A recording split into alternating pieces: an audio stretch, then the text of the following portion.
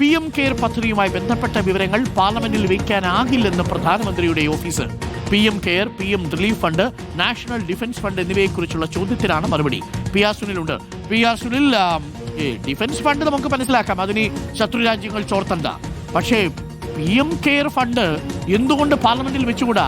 ഇപ്പോഴും CAG-യുടെ പരിധിക്ക് പുറത്താണ് PM കെയർ ഫണ്ട്. ഉത്തരവാദിത്തപ്പെട്ട ഒരു ഏജൻസിയും PM കെയർ ഫണ്ടിനെ കുറിച്ച് ചോദിച്ചാൽ അതിന് ഉത്തരവുമില്ല. വിവരാവകാശത്തിന്റെയും പുറത്താണ്, പാർലമെന്റിന്റെയും പുറത്താണ്, CAG-ക്കും പുറത്താണ്. ഇത് എന്തൊരു ഫണ്ടാണ് PR സുനിൽ? അരുൺ, തീർച്ചയായും വലിയ അത്ഭുതമാണ്. ഏതായാലും പ്രധാനമന്ത്രിയുടെ ഓഫീസ് വ്യക്തമാക്കുന്നത് ഭരണഘടനാപരമായോ നിയമപരമായോ രൂപീകരിക്കാത്ത ഒരു നിധിയാണ് PM കെയർ എന്നതാണ്. അങ്ങനെയൊരു PM കെയർ ഉണ്ടാക്കാൻ പറ്റുമോ എന്നതാണ് രാജ്യത്തെ പ്രധാനമന്ത്രിക്ക് വലിയ ചോദ്യം.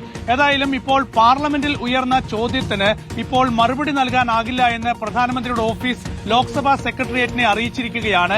ഈ PM കെയർ, അതുപോലെ തന്നെ പ്രധാനമന്ത്രിയുടെ ദേശീയ സുരക്ഷാ നിധി, ഒപ്പം തന്നെ നാഷണൽ ഡിഫൻസ് ഫണ്ട്, ഈ മൂന്ന് വിഷയങ്ങളെക്കുറിച്ചുള്ള ചോദ്യമാണ് ഉയർന്നത്. ഈ മൂന്ന് വിഷയങ്ങളെക്കുറിച്ചും ഒന്നും പറയാനാകില്ല, ഇതുമായി ബന്ധപ്പെട്ട വിവരങ്ങൾ പുറത്തുവിടാനാകില്ല എന്നിപ്പോൾ പ്രധാനമന്ത്രിയുടെ ഓഫീസ് വ്യക്തമാക്കുകയാണ്. അരുൺ ചൂണ്ടിക്കാണിച്ചതുപോലെ തന്നെ ദേശീയ പ്രതിരോധ നിധിയുടെ കാര്യത്തിൽ നമുക്ക് അങ്ങനെ വിലയിരുത്താം. പക്ഷേ മറ്റ് രണ്ട് വിഷയങ്ങളുടെ കാര്യത്തിൽ PM കെയർ, അതുപോലെ തന്നെ പ്രധാനമന്ത്രിയുടെ ദുരിതാശ്വാസ നിധി, ഇതിന് ഈ രണ്ട് നിധികളിൽ നിന്ന്, രണ്ട് ഫണ്ടുകളിൽ നിന്ന് എത്രയൊക്കെ തുക ആർക്കൊക്കെ നൽകി, ഇത് അറിയേണ്ടത് സാധാരണ പൊതുജനത്തിന്റെ ഒരു അവകാശമാണ്. പക്ഷേ പ്രധാനമന്ത്രിയുടെ ഓഫീസ് വ്യക്തമാക്കുന്നത് ഈ രണ്ട് നിധികളെക്കുറിച്ച്, PM കെയറിനെ കുറിച്ചും പ്രധാനമന്ത്രിയുടെ റിലീഫ് ഫണ്ടിനെ കുറിച്ചും യാതൊരു വിവരവും പുറത്തുവിടാനാകില്ല എന്നതാണ്.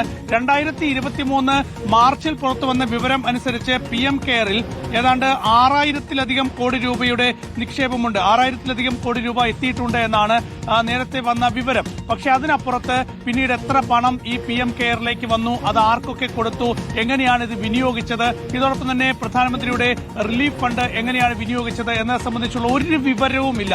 അപ്പോൾ CAG-ക്കും ഇത് ഓഡിറ്റ് ചെയ്യാനുള്ള അവകാശമില്ല.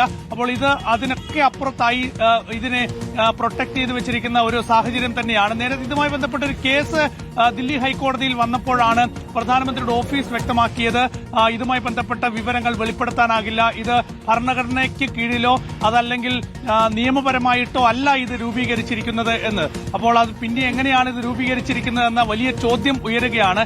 ഏതായാലും രാജ്യത്തെ വിവരാവകാശ നിയമം തന്നെ ഇല്ലാതാക്കണം എന്ന് പാർലമെന്റിൽ വെച്ച സാമ്പത്തിക സർവേ ശുപാർശ ചെയ്യുന്നുണ്ട്. അപ്പോൾ അങ്ങനെയൊരു സാഹചര്യം കൂടി നിലനിൽക്കുമ്പോഴാണ് ഇപ്പോൾ PM കെയറുമായി ബന്ധപ്പെട്ട് ഇപ്പോൾ ആവർത്തിച്ച് പ്രധാനമന്ത്രിയുടെ ഓഫീസ് വ്യക്തമാക്കുന്നത് ഇതിന്റെ വിശദാംശങ്ങൾ വെളിപ്പെടുത്താനാകില്ല, അത് പാർലമെന്റിലും വെക്കാനാകില്ല എന്നത്. Okay, thank you PR Sunil. പൂട്ടിക്കെട്ടി വെക്കാൻ ഇത് എന്താ പരിപാടി എന്ന് ആലോചിച്ച് നോക്കിക്കേ. PM കെയർ ഫണ്ട് ജനങ്ങളിൽ നിന്ന് വാങ്ങുന്ന പണം, മുഖ്യമന്ത്രി ദുരിതാശ്വാസ ഫണ്ടിനെ കുറിച്ചുള്ള മുഴുവൻ വിവരങ്ങളും കൃത്യമായ ഡാറ്റ സഹിതം വെബ്സൈറ്റിലുണ്ട്.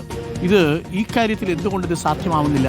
എന്തുകൊണ്ട് PM കെയർ ഫണ്ട് പൊതുജനങ്ങളുടെ മധ്യത്തിലെ കണക്കുകൾ കൊടുക്കുന്നില്ല? പ്രധാനപ്പെട്ട ചോദ്യമല്ലേ ഇത്? വെള്ളരിക്കാപ്പട്ടണമൊന്നും അല്ലല്ലോ, ഇതൊരു ബനാന റിപ്പബ്ലിക് അല്ലല്ലോ. അറിയാനുള്ള അവകാശം എല്ലാ മനുഷ്യർക്കും ഇല്ലേ? PM കെയർ ഫണ്ടേ അത് പാർലമെന്റിലും വെക്കൂല, അത് വിവരാവകാശത്തിലും വരൂല, അത് CAG-യുടെ റിപ്പോർട്ടിലും വരൂല. ഇത് എന്തുകൊണ്ടാണപ്പാ?